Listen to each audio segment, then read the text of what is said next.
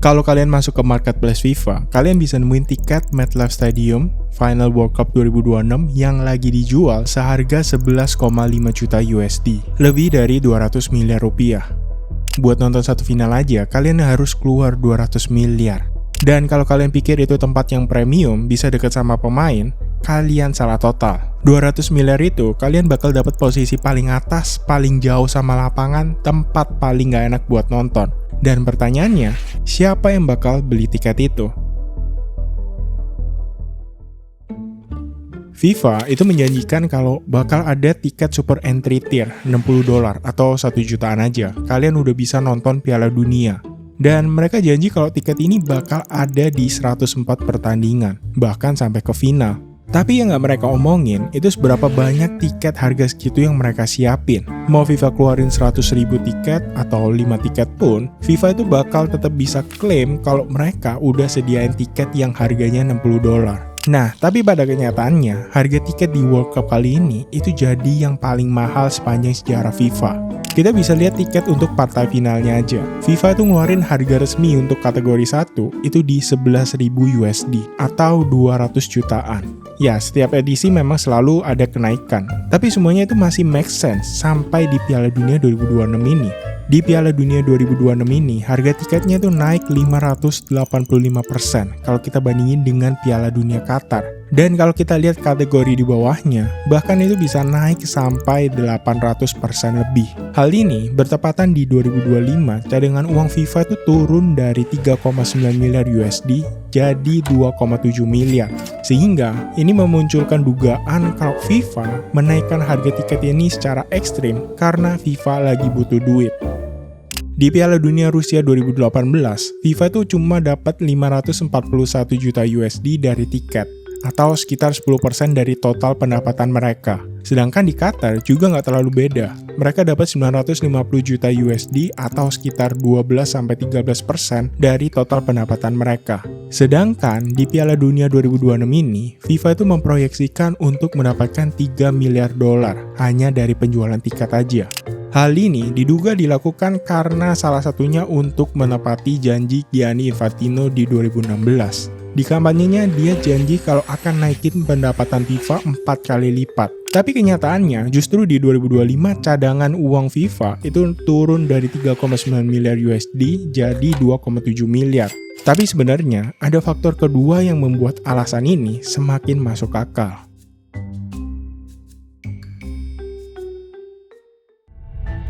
Kalau kita bandingin dengan acara kayak Piala Dunia ini yang ada di Amerika, yaitu NFL, rata-rata harga tiket NFL musim 2025 itu 312 USD, 514 USD buat yang paling mahal dan yang paling murah adalah 123 USD. Tapi itu untuk tiket regular seasonnya aja. Ketika udah masuk ke Super Bowl, harga tiketnya udah jauh berbeda. Sejak 2019, harga tiket Super Bowl berada di rentang 5.300 USD sampai 12.000. Bahkan, tiket termurah di Ticketmaster untuk Super Bowl 2023 itu udah 11.000 USD. Dan kursi-kursi premium itu bisa dijual sampai 75.000 USD. Nah, kalau kita balik membandingkan dengan tiket Piala Dunia 2026 ini, sebenarnya FIFA masih cukup make sense naruh harga di segitu.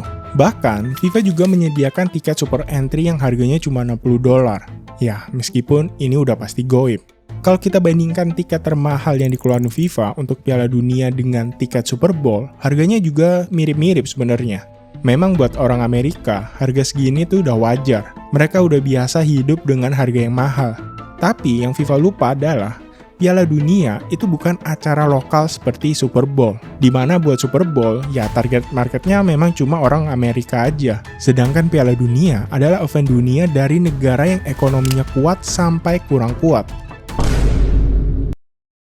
Orang-orang ini juga target marketnya FIFA. Ditambah lagi soal biaya hidup lokal. 8 pertandingan di MetLife Stadium, area New York, New Jersey, salah satu metro yang paling mahal di Amerika Serikat. Rata-rata tiket di sana itu sekitar 2.790 USD, 118% lebih tinggi dibanding rata-rata 16 kota host lainnya yang ada di sekitaran 1.279 USD. Jadi, ini bukan cuma Amerika mahal secara umum. tapi host dengan cost of living tertinggi yang otomatis harga tiketnya bakal juga nyesuaiin. Untuk pertama kalinya, FIFA tuh ngenalin yang namanya dynamic pricing buat Piala Dunia 2026 ini. Jadi harga tiket Piala Dunia itu nggak pernah fix. FIFA bisa ngubah harga tiketnya tergantung dengan demand yang sedang terjadi. Kalau demand tiketnya lagi tinggi, FIFA bisa aja naikin harganya. Dan kalau demandnya lagi rendah, FIFA juga bisa nurunin harganya. Nah, dynamic pricing ini bikin harga tiket itu jadi sangat fluktuatif. Kita nggak bisa nebak harga tiketnya akan berapa mahal. Di 2018, FIFA itu janji kalau harga tiket yang paling mahal itu cuma 1.550 USD. Tapi, di September 2025, FIFA mengumumkan harga tiket resmi mereka, mulai dari 60 USD sampai 6.730 USD. Ini buat tiket final. Harga tiket itu udah naik 334% dari janji awal mereka. Nah, ketika FIFA melakukan pre-sale di Desember 2025, harga tiket paling mahalnya itu naik lagi jadi 8.680 USD. Ya, cuma selisih 3 bulan, FIFA udah ngubah harga tiketnya. Dan ketika fase open sale di April 2026, harganya itu naik lagi jadi 10.990 USD atau hampir 11.000. Nggak sampai situ aja, FIFA juga membuat satu kategori lagi yang mereka namai front kategori 1. Tiket ini cuma ada di final di Stadion MetLife yang dibanderol sampai 32.970 USD. Naik lebih dari 20 kali lipat dari janji FIFA di 2018. Tapi pintarnya FIFA berusaha buat nutupin ini semua dengan mempertahankan tiket termurah yang harganya cuma $60 tadi. Tiket ini mereka jadikan alat komunikasi ke publik kalau harga tiket Piala Dunia 2026 itu masih terjangkau, meski ketersediaannya itu sangat terbatas, sampai FIFA harus nambah stok tiket ini setelah diprotes sama supporter Eropa.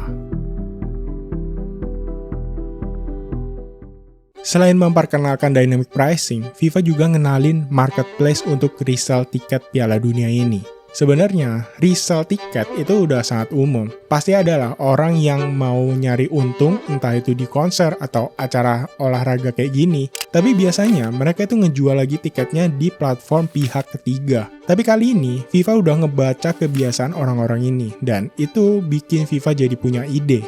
Gimana kalau kita buat marketplace kita sendiri, supaya duit tiket itu bisa balik ke kantong FIFA lagi? Nah, cara kerjanya itu gini, FIFA udah dapat uang dari penjualan tiket normal, yang harganya juga udah naik berkali-kali lipat. Lalu, kalau tiket itu dijual lagi oleh pemiliknya, FIFA bakal ngambil fee transaksi 15% dari yang jual, dan 15% lagi dari yang beli. Dan sebelum Piala Dunia ini dimulai, di marketplace FIFA itu ada 176.000 tiket yang lagi di resell. Itu untuk fase grup aja. Kalian bisa bayangin, duit tambahan yang bisa didapat FIFA dari tiket yang sama. Dampaknya apa? Platform ini secara nggak langsung itu menormalisasikan harga selangit buat tiket Piala Dunia, yang sebelumnya juga udah sangat mahal. Dan parahnya, FIFA itu membiarkan semua orang boleh menjual tiketnya dengan harga yang liar. Gak ada batasnya sama sekali. Ada orang yang jual tiketnya itu $2 juta. Sampai dijadiin Infantino itu bercandaan. Kalau ada yang benar-benar kayak gitu, dia pribadi bakal nganterin hotdog dan Coca-Cola ke kursi mereka. If somebody buys a ticket for the final $2 million, I will personally bring him a hot dog and a Coke. Dan gak sampai situ aja, ada yang menjual tiketnya di platform marketplace-nya FIFA itu sampai 11,5 juta USD atau lebih dari 200 miliar untuk final di Stadion MetLife. Ya elah bang, itu kan orang iseng aja, nggak bakal juga ada yang beli. Ya memang benar, tapi dengan FIFA membuat marketplace ini yang isinya orang-orang jualin tiketnya dengan harga yang sangat mahal, itu semua membuat tiket yang dijual FIFA selama ini, yang harganya jauh lebih mahal dari edisi sebelumnya, menjadi terlihat biasa aja dan masih wajar. Selain itu, ada dugaan juga kalau marketplace FIFA ini digunain FIFA sendiri buat bersih-bersih tiket yang nggak laku tanpa merusak harga mereka.